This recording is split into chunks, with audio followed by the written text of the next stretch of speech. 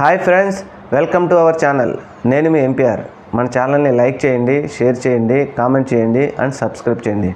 అయితే మా బ్రదర్ ద్వారా ఒక కార్యకర్త ఒక మెసేజ్ వచ్చింది, అది నాకు కూడా రావడం జరిగింది. అయితే మనల్ని కొంచెం మీరు దీని మీద ఒక వీడియో చేయాలని అడగడం జరిగింది. అందుకనే ఈరోజు మనం ఈ వీడియో చేస్తున్నాం. ఆ వీడియో ఏంటంటే, ఆ కార్యకర్త బాధతో మన జగన్మోహన్ రెడ్డి గారు ఓడిపోయారు సార్, కొన్ని విషయాలు ఉన్నాయి నా దగ్గర, అవి కొంచెం మీరు వీడియో చేసి చెప్పాలన్నారు. అవి ఏంటో మీ దృష్టికి తీసుకొచ్చే ప్రయత్నం చేస్తాను. అయితే వారు ఏం రాశారంటే, 2019లో జగన్మోహన్ రెడ్డి గారిని 30 లక్షల మంది ఉద్యోగాలు మిమ్మల్ని గెలిపించారు.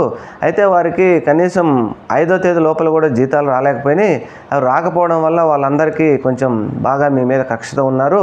అయితే వాళ్ళకి ఎందుకు లేట్ అయింది ఏంటి అనేది అన్నీ అర్థం చేసుకోలేదు. మీరేమో వారి డబ్బులన్నీ సంక్షేమ పథకాలు యూజ్ చేశారు. అది ఉద్యోగులకు కోపం తెప్పించింది. అందువల్ల దానితో చాలామంది ఉద్యోగులు 90% ఉద్యోగులు ఎవరు మీకు వేయలేదని అతను ఆవేదనతో రాశాడు. అలాగే ప్రభుత్వ రిటైర్డ్ పెన్షన్దారులు 5 లక్షల కుటుంబాలు ఆంధ్రప్రదేశ్లో ఉన్నారు. వారికి ఏంటంటే 15వ తేదీ లోపల మీరు జీతాలు ఇవ్వలేకపోయారు సార్. అందువల్ల దానితో కూడా అందరూ అవ్వాతాతలకేమో 1వ తేదీ 2వ తేదీలో ఇస్తున్నారు పెన్షన్లు. మరి రిటైర్డ్ పెన్షన్దారులకేమో మీరు 15వ తేదీ వరకు కూడా మీరు ఇవ్వలేకపోయినారు. అది కూడా వారి పట్ల మనం కొంచెం మీ పార్టీకి ఇబ్బంది కలిగించింది. అందువల్ల రిటైర్డ్ పెన్షన్దారులు కూడా మీకు ఓట్లు వేయలేసారని రాశారు. ఆ తర్వాత లిక్కర్ మందు బాబులు దేశంలో కేంద్ర ప్రభుత్వం లెక్కల ప్రకారం ఆంధ్ర రాష్ట్రంలో 21% మందు బాబులు ఉన్నారు. ఈ 21% లిక్కర్ డ్రింక్ చేసేవాళ్ళు ఇంట్లో తల్లి తండ్రి భార్యకు కూడా భయపడరు. వాళ్ళు చెప్తే వాళ్ళు లిక్కర్ చేస్తారు.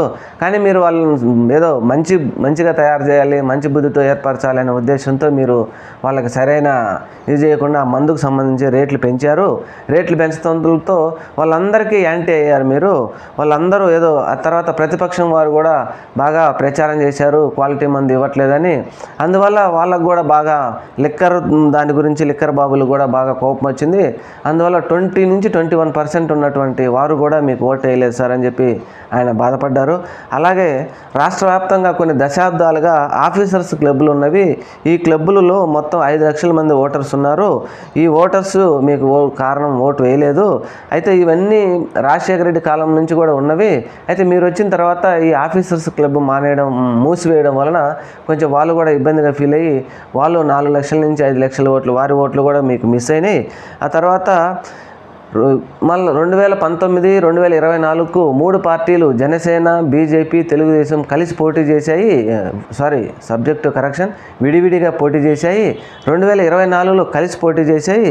కలిసి పోటీ చేయడంతో వాళ్ళకి 30 లక్షల ఓట్లు వాళ్ళకు కలిసి వచ్చింది. అది కూడా మీకు బాగా దెబ్బ కొట్టింది.